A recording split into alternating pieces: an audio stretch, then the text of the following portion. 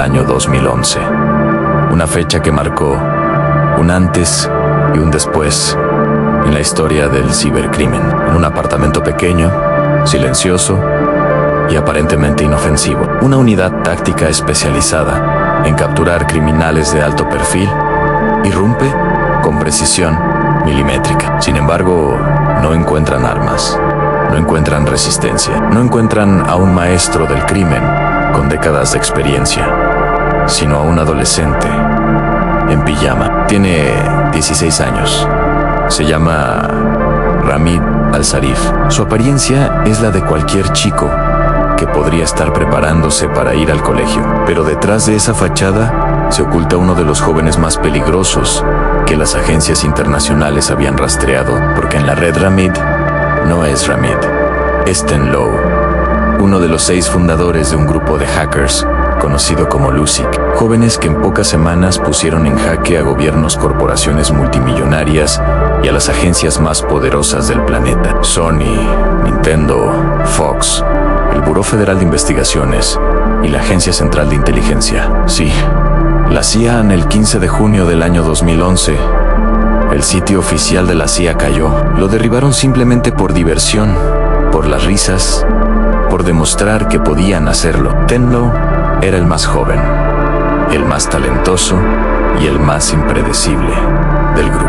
Esta es la historia de cómo un adolescente logró desatar el caos digital más humillante para los sistemas de seguridad más avanzados del mundo. Ramid había nacido en Bagdad en el año 1995. Cuando tenía 6 años, su familia emigró a Inglaterra buscando una vida más segura. Su padre le regaló su primer ordenador cuando tenía 8 años, sin imaginar que aquella máquina sería el comienzo de un ascenso meteórico dentro del mundo del hacking. Al principio pasaba horas jugando videojuegos, pero muy pronto su curiosidad lo llevó a preguntarse cómo funcionaban realmente los programas, los sitios web, los algoritmos y el código que movía todo aquello. Con 8 años ya creaba páginas web usando Microsoft Frontpage y comenzaba a comprender que todo lo que veía podía modificarse, reescribirse,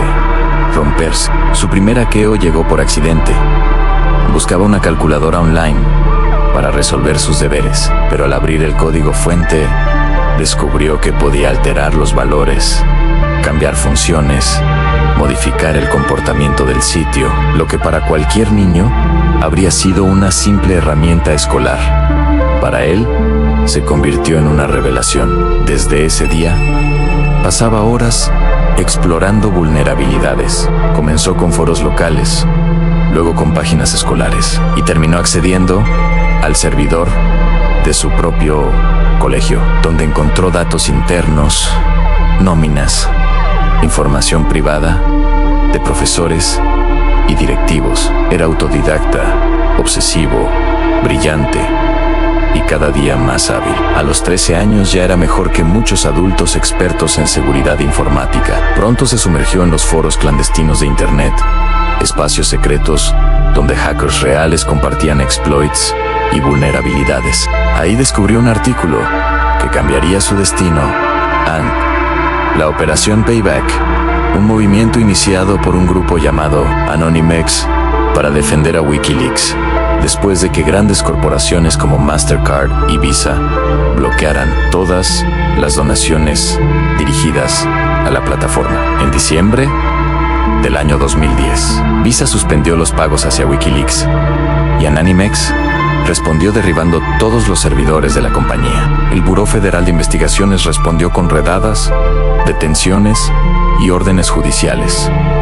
Las redes sociales ardían. Ramid lo veía todo y quería formar parte. A los 15 años se unió a estos movimientos y colaboró en ataques que llegaron a paralizar entidades gubernamentales de Túnez durante la Revolución Ciudadana, que terminó derrocando al dictador Belondi. Fue la primera vez que entendió que unas líneas de código podían alterar la historia real. Cuando el eco de Anonymex aún resonaba, nació Lusic, un subgrupo mucho más impredecible, provocador y caótico. No buscaban justicia ni ideales, buscaban diversión. Eran 6 miembros fundadores, y entre todos ellos, nadie brillaba tanto como Ramid, con apenas 16 años. No obstante, lo que empezó como bromas peligrosas se convirtió en una guerra abierta contra las mayores corporaciones del planeta. La operación Antisec fue uno de sus mayores movimientos, una serie de ataques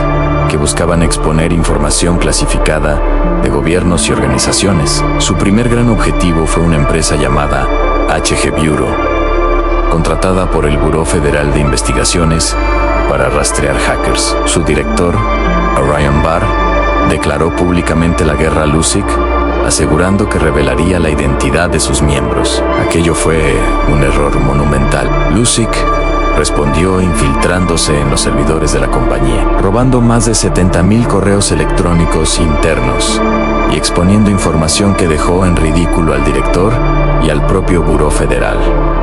Pero no fue su último ataque. Su siguiente objetivo fue InfraGard, una organización respaldada por el Buró Federal, que actuaba como puente entre el gobierno y el sector privado. Lusic no solo derribó el sitio, obtuvo credenciales internas y las usó para humillar públicamente a uno de sus colaboradores, un hacker de sombrero blanco llamado Karim Yalashi, quien se negó a pagarles o entregar información adicional. Esto solo intensificó la guerra. El objetivo final llegó a la Agencia Central de Inteligencia. Lusic lanzó un ataque masivo de denegación de servicio que no solo tumbó la web pública de la CIA durante varias horas, sino que afectó sus bases de datos internas, algo que para muchos expertos era considerado imposible. Pero dentro de Lusic había un traidor. Héctor Morales, conocido como Sabu, había sido arrestado y obligado por el Buró Federal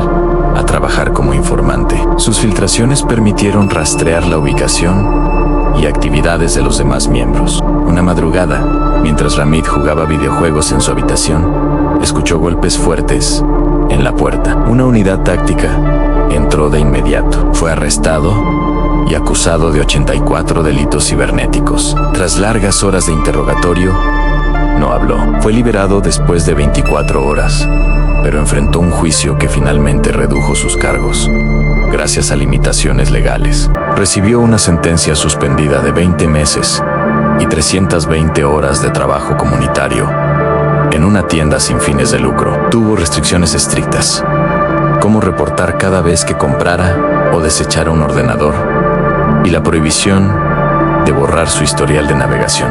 Después de eso, el grupo Lusic desapareció. Años más tarde, Ramid obtuvo un doctorado en Londres y en el año 2021 fundó una empresa de ciberseguridad llamada Celestial Labs, alcanzando reconocimiento internacional y siendo incluido en la lista de los 30 emprendedores tecnológicos menores de 30 años de la revista Forbes. Hoy su patrimonio se calcula entre 5 y 10 millones de dólares. Y la pregunta final permanece: ¿fue un héroe o un villano? Aquí, en Archivo X en realidad encriptada, seguiremos revelando historias ocultas, conspiraciones reales y los secretos del mundo digital. Si quieres más contenidos así, suscríbete ahora a Archivo X en realidad encriptada para no perderte lo que viene.